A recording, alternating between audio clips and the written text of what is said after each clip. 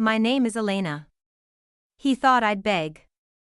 Instead, I burned the bridge and built a better life on the ashes. My ex-husband tried to ruin me. But he forgot who I was before I loved him. Here is my family betrayal and revenge story. I used to think we were the dream couple, living in Briarcliff Manor, the kind of place where families jog in matching tracksuits and neighbors wave from their manicured lawns. Our colonial-style home on Elm Road had shutters I painted myself, a wraparound porch, and a garden that made it into the local paper once. 2 kids. A golden retriever. The kind of life people scroll past on Instagram and whisper, "Must be nice." And for a while, it was nice. Or at least, I believed it was. Daniel was everything I thought I wanted. Tall, charming, successful. A financial advisor at a firm in White Plains, always dressed like he walked out of a GQ shoot. He could work a room like a politician, remembered birthdays, and made my parents feel like royalty every time they visited. He played the part so well, I missed the fact that it was a part. I started noticing it in the small things. The way he'd smile, but his eyes wouldn't follow. The tight-lipped kind of grin you give to strangers in an elevator. And then the phone calls. Always urgent. Always don't wait up. At first, it was Stamford for meetings. Then Manhattan. Then, oddly, DC for a last-minute pitch. Except I found an Amtrak ticket to Philadelphia in his coat pocket. I told myself I was imagining it. That motherhood had made me sensitive. That Daniel was stressed, building something for our future. But that future never seemed to arrive. He missed our son's first school play at Sleepy Hollow Elementary. Missed our anniversary dinner at Half Moon in Dobbs Ferry. Always a reason. Always an excuse. I began to feel like a placeholder. Like the wife was a role I filled when it was convenient, when his clients needed a photo op at charity galas in Terrytown, or when his mother was in town and he wanted to play the good husband, but at night, he turned his back to me in bed. Cold. Silent. Present in body, but somewhere else entirely. One rainy Thursday, as I stood in the kitchen staring out at the soaped garden I once loved, it hit me. I didn't know where he was. Not just physically, but emotionally, mentally, spiritually. The man I married had disappeared, and in his place was a stranger who knew how to keep up appearances but had stopped seeing me years ago. That night, after putting the kids to bed, I sat in the living room, lit a candle, and opened his laptop. I knew the password. He never thought he needed to hide it, and that's when everything started to unravel. The browser history. The photos. The secret email account. Names I didn't recognize. Places we'd never been, without me. At least, my heart didn't shatter. It hardened, because in that moment, one truth rang louder than any lie he ever told: Briarcliff bliss was a lie. And I was done living in it. The receipt was folded neatly in the pocket of Daniel's navy pea coat, the one he only wore for client meetings. I wasn't looking for anything, not that night. I was simply hanging it by the door after it slipped off the coat rack.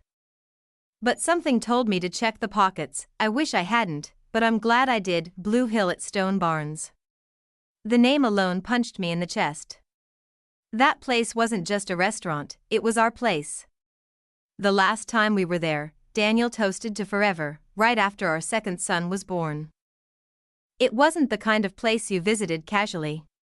It was expensive. Intimate. Reserved weeks in advance. The receipt showed 2 entrees, a bottle of Merlot, dessert, and a note from the waiter, "Happy anniversary." It wasn't ours. I stared at that slip of paper until the numbers blurred. It wasn't just proof of a dinner, it was proof of something else. Something deeper. This wasn't a one-night mistake. This was a celebration. I scanned the timestamp. 2 Fridays ago.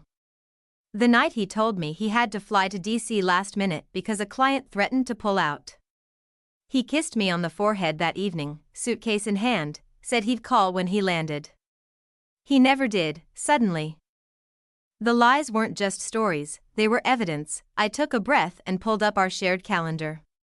I compared his supposed trip to the time of the dinner. Then I opened his laptop again and searched through browser tabs and location history. My hands were shaking, but something in me had already shifted. I was no longer afraid of what I might find, and then I saw her, Jennifer, there she was. A message popped up on his hidden Gmail account, under a fake name he'd used to communicate privately. Dinner at Blue Hill was perfect. Can't stop thinking about you. Call me when she's asleep. That was me, Jennifer. My best friend. The woman I confided in during the early days of postpartum depression. The woman who brought me soup when I was sick. The godmother to my youngest son. She wasn't just sleeping with my husband. She was celebrating anniversaries with him. In our place, I stared at the screen, stunned, not just by the betrayal, but by the precision of it. This wasn't sloppy or rushed. It was deliberate. Coordinated. Romantic, and I felt the betrayal burn into something else. Not sadness. Not devastation, strategy. I didn't cry. Not then. Instead, I clicked through every email, every reservation, every half-hearted excuse he'd ever given me. I made a new folder on my desktop and labeled it, simply, Truth. Then I poured a glass of wine, opened a fresh notebook, and started making a list. I had no plan yet, but I knew this much: Jennifer and Daniel didn't just cheat on me. They underestimated me, and that was their first mistake. The next morning, I waited until the boys were at school. I made Daniel his favorite coffee, black with a splash of oat milk, and placed the receipt from Blue Hill right next to his mug. He didn't even flinch. He glanced at it, then at me, and laughed. Actually laughed. You went through my pockets? He asked, voice calm, almost amused. Wow, that's sad, even for you. I didn't say a word. Just looked at him. He leaned back in his chair, sipped his coffee, and said, "You've been really emotional lately. Maybe it's time you talked to someone?"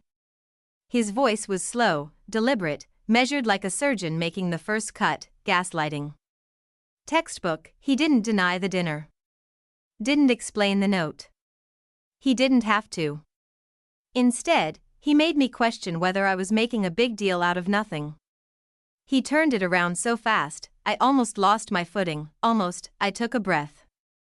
I was ready for this. I saw the emails, I said quietly. That was the first time his mask cracked. Just a flicker in his eyes, panic?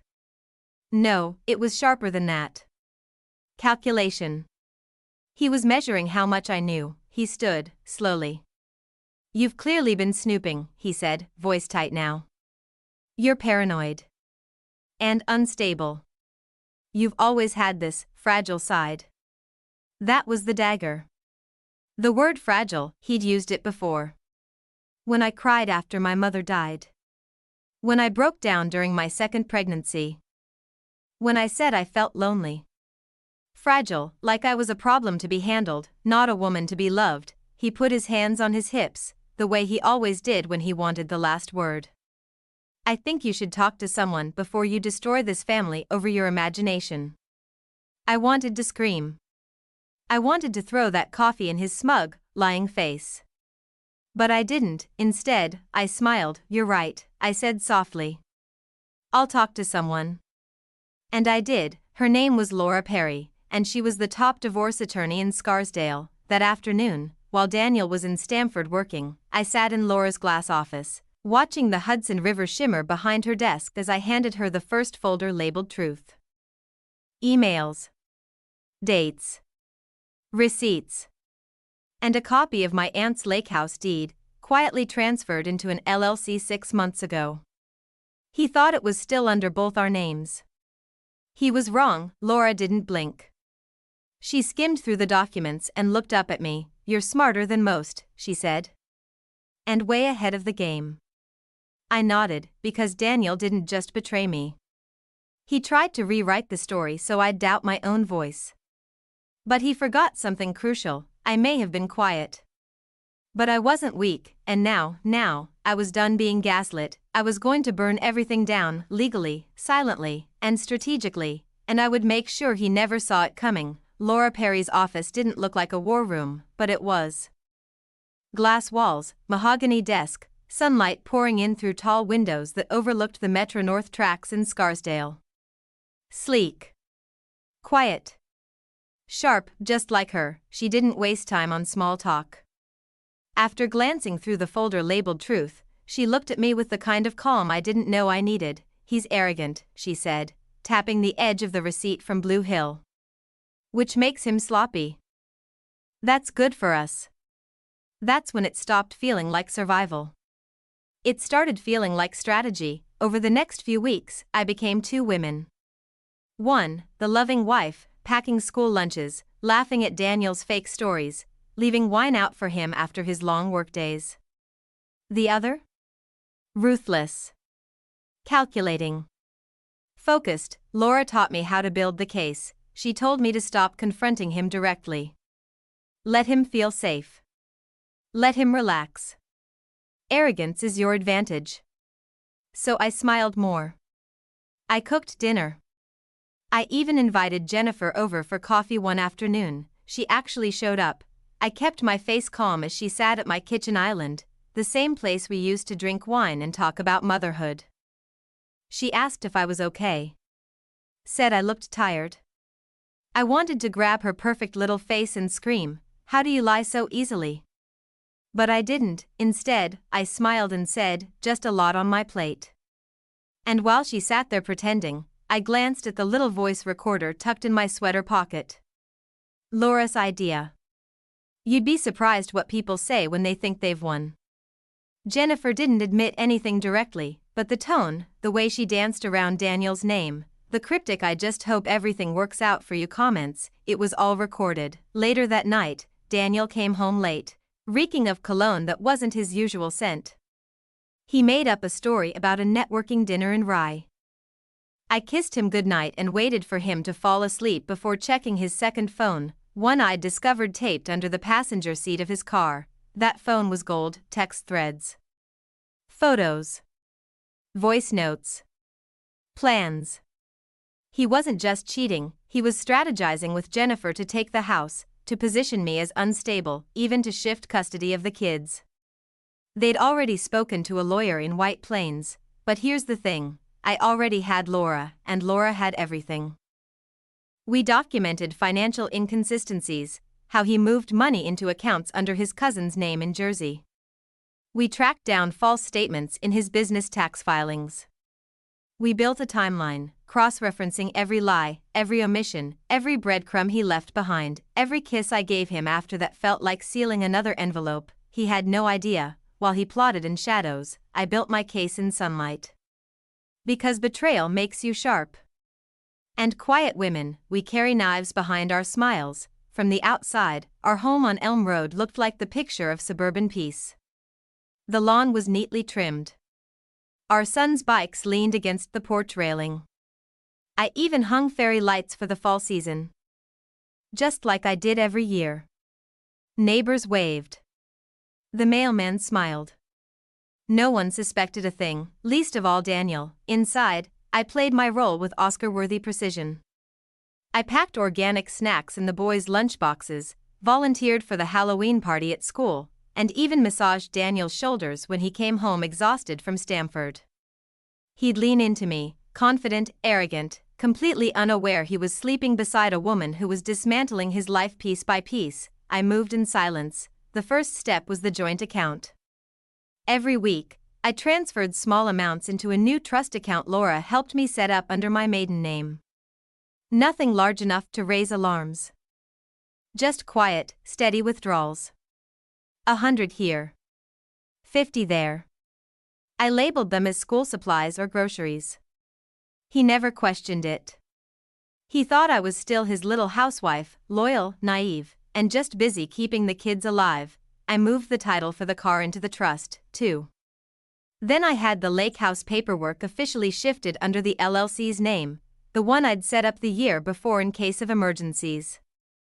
Funny how we always prepare for physical disasters, fires, floods, but never think to prepare for emotional ones. Laura also coached me through the custody paperwork. I documented everything: his late nights, missed school events, the way he barely looked up when the boys came into the room.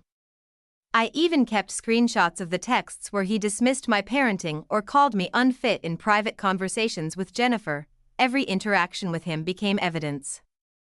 Every lie he told was another nail in the coffin of the version of himself he wanted the world to believe in. One night, he came home smelling like perfume and had the audacity to bring me roses. Jennifer's favorite color, yellow. He placed them in my hands and said, "You've been so strong lately. I just want us to get back to a good place." I smiled, kissed him, and put the flowers in the vase on the kitchen counter, right next to the folder marked custody evidence. Week 5, he sat on the couch after dinner and scrolled through his phone. I curled up next to him, resting my head on his chest. To anyone passing by our window, we looked like a couple in love, but in my mind, I was ticking off a checklist. Assets secured. Trust account funded. Custody prep complete. All that remained now was timing. He didn't know it yet, but the house he thought he ruled, the life he believed he controlled, was rigged. Every beam of comfort, every fake kiss, every warm meal, a wire connected to a switch, and when I flipped it, Daniel's perfect little kingdom would collapse around him. Daniel filed first. It was a power move, typical of him. Controlling the narrative, painting himself as the poor, overworked husband married to an unstable woman. He served the papers on a Monday morning, right after I dropped the kids off at school. I opened the door to find a man in a windbreaker holding an envelope with my name on it. He thought it would catch me off guard. He thought I'd panic. Instead, I smiled, because I'd already been planning this moment for months. By the time we walked into White Plains family court, Daniel looked smug, custom suit, slicked back hair, the kind of swagger only a man who thinks he's untouchable carries. Jennifer wasn't with him, but I caught her name listed under his witnesses. Apparently, she was going to testify to my emotional instability. Cute, he greeted people like he was walking into a gala. "Morning, Judge. Looking forward to getting this handled," he said, loud enough for the courtroom clerk to hear. I stayed quiet, seated beside Laura, who wore a neutral expression but had a file thicker than a phone book sitting on her lap. When the judge walked in, the courtroom settled. Daniel's lawyer spoke first, an older man who droned on about how Daniel was the primary provider, how I hadn't worked since our second son was born, and how I had abandoned my responsibilities and acted irrationally. They brought up therapy, postpartum struggles, anything they could weaponize to frame me as unstable. I didn't flinch, because I knew what was coming. Then Laura stood up. Calm. Measured. Lethal. She started with the affairs. Not just the affair, but multiple. Photos. Emails. Voice messages from Jennifer. A full timeline of where Daniel was and who he was with, some nights when he claimed to be at investor dinners. Others when he told me he was staying late in Stamford. Then came the finances, bank transfers to hidden accounts in Jersey. Business write-offs for romantic getaways. Money pulled from our joint college fund to float his startup. And finally, his plan to sell the lake house, the one he didn't even legally own anymore. The judge's expression changed with every piece of evidence. From neutral to puzzled. From puzzled to annoyed. By the time Laura finished, he looked outright disgusted. Daniel's smirk was gone. "Mr. Harwood," the judge said, his voice sharp, "it seems you've spent considerable time and energy attempting to manipulate this process, and your spouse. I find your behavior not only deceptive but malicious." And just like that, the gavel fell on him. I was awarded full custody. The house. The trust account. Daniel was ordered to pay alimony and child support, and his financial misconduct was reported for further investigation. He walked out of that courtroom stunned, silent, small, and I didn't gloat.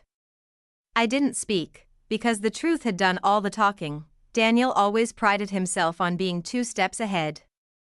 "It's not personal, it's strategy," he used to say. As if betrayal was just part of doing business, after the court ruling, he thought he could pivot. He actually posted a photo on LinkedIn the day after our hearing, captioned, "Challenges reveal character. Time to rebuild." He had no idea what was coming. His startup, Harwood Strategic, was hanging by threads. It looked glossy on the surface, with a downtown White Plains address and slick branding. But behind the smoke and mirrors, I knew the truth. His firm was surviving on investor promises and inflated projections, so I did what he never expected, what he assumed I wasn't smart or cold enough to do. I exposed him, anonymously, of course. I created a clean email account and compiled a digital folder of everything, copies of court documents detailing his financial misconduct, screenshots of his affairs, tax records Laura had helped me subpoena. I sent that folder to every known investor, partner, and financial advisor I could find, starting with the firm in Yonkers he was trying to land for Series B funding. Within 72 hours, they pulled out. Then came the calls from smaller investors. The whispers spread fast: White Plains, Yonkers, Scarsdale. Business people talk. Nobody wanted their name tied to a man under investigation for fraud and family court misconduct. He lost his office in less than a month. Moved into a shared co-working space in New Rochelle, above a nail salon, 2 doors down from a vape shop. A far cry from the skyline views and whiskey tastings he used to brag about. I know because I drove past one afternoon, windows down, sunglasses on, just watching. He was standing outside, pacing, phone to his ear. No suit this time. Wrinkled button-up, tie askew, sleeves rolled up like he was still in control. But his face told another story. Flushed. Desperate. Sweating, he looked smaller, like the wind had finally caught up to him. I didn't stop. I didn't wave. I just kept driving, letting the warm October air rush through my car as I turned the corner. He called me that night. "First time since court, you did this," he hissed into the phone. "You think you're clever?" I stayed silent. "You'll regret this. You'll be alone. Broke. Nobody will want you when they see what you really are." I laughed. Not a nervous laugh. A deep, certain one. "Daniel," I said, calm and clear, "you still think this is about wanting you to lose. But I didn't burn your life down because I was hurt. I did it because you handed me the matches." Then I hung up, and in that moment, I realized this wasn't just revenge, it was liberation. He had tried to control the narrative. Now, he couldn't even control his own downfall. The silence that followed Daniel's downfall was the most beautiful sound I'd ever heard. No more slamming doors. No more lies whispered between fake apologies. Just peace. I kept the house on Elm Road, not out of sentimentality, but because I had earned it. Every nail, every painting on the wall, every night I spent holding the family together while he played businessman in hotel rooms with other women, it all belonged to me now. The house wasn't a memory of what had been. It was a monument to what I'd survived, but I didn't stop at surviving. I rebuilt. With the settlement money and a few smart investments, I opened a yoga and art studio in Ossining called Canvas Calm. A place where women like me could stretch, breathe, and create. I taught classes during the week, painted on Saturdays, and watched as our little studio became a sanctuary for others escaping their own wars. I also launched a podcast, Her Side of the Story. At first, it was just me talking into a mic in my bedroom closet, sharing bits of what I'd been through. I didn't name Daniel. I didn't need to.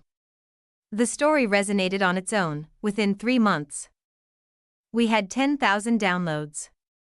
Then 20,000. Then interviews. Emails from women in New Jersey, Chicago, Atlanta, telling me they'd felt seen for the first time. And my kids? They're thriving too. My oldest joined the drama club at Sleepy Hollow Middle School. My youngest started painting beside me during studio hours, his fingers always covered in more color than the canvas. They smile more. Laugh louder. The tension that once lived in the walls disappeared the moment Daniel walked out of them. He tried to contact us. A few emails here and there. Some guilt-tripping. Some threats dressed as apologies. He even showed up outside the studio once, thinking he could intimidate me in front of my clients. I didn't call the police, I didn't scream, I walked out onto the sidewalk, looked him in the eye, and said calmly, "If you want an audience, tune in on Thursdays. That's when I publish." He left. He hasn't come back since. Last I heard, he's living in a one-bedroom near Tuckahoe, bouncing between freelance consulting gigs and trying to repair a reputation that's beyond saving. But I'm not watching, because I'm too busy living the story he thought he wrote for me, the one where I'd be broken, bitter, left behind. I burned that script. Now, I write my own chapters, and every woman who listens, everyone who walks through the doors of Canvas Calm, becomes a co-author in something better. This was never about revenge, it was about reclaiming my voice, and now? You better believe the world is finally hearing her side of the story. I never had to scream, I never had to beg, and I never had to stoop to his level. All I had to do was live well, loudly, unapologetically, and in full view of the man who tried to erase me. Daniel watches. I know he does. I see his ghost account on Instagram. The anonymous one with no profile picture that views every story I post, clips of the boys at their school concert, a snapshot of me standing in front of the Canvas Calm mural, the little blue check that now sits next to the podcast's name. He doesn't like anything. He doesn't comment, but he's there, watching, and that's the best part, because every time he hears my voice on an interview, whether it's with a trauma therapist from LA or a women's entrepreneur panel out of Boston, he knows it could have been him next to me. He could have been part of this life, part of this growth, part of something real, but he traded authenticity for ego. He chose secrets over partnership, and now he has to live with the fallout. The first time I saw his face in the audience at the Sleepy Hollow High School talent show, I didn't react. He thought I didn't notice him. But I did. Sitting in the back row, ball cap pulled low, watching our son perform a monologue he helped write, our son never looked his way. He scanned the crowd, locked eyes with me, smiled, and kept going. And Daniel? He stayed seated until the applause faded, then slipped out the back door before anyone could recognize him. That's his new role in our lives, the shadow. He no longer controls the story. He doesn't get to edit the narrative or speak over my truth. He doesn't get to label me unstable or fragile or overdramatic. Because the world hears me now, and they believe me, and more importantly, I believe me. Sometimes, people ask me if I've forgiven him. If I've let it all go. Here's the truth, I let go of the pain. I let go of the resentment, but forgiveness? That's a gift I don't owe him. What I gave him instead was something far more brutal. Perspective. He has to live with the knowledge that I built something he can't touch. That I turned his betrayal into a platform, his cruelty into connection, and his manipulation into momentum. He thought he'd walk away from the marriage with everything. Instead, he walks past billboards of my podcast in Westchester. He scrolls past clips of my studio on local news. He hears our kids tell their teachers, "It's just me and Mom. And we're good." He thought he'd ruin me, but I rebuilt in public every brick, every step, and I made damn sure he could see every inch of it. He tried to destroy me, and now, he gets to watch me win, forever.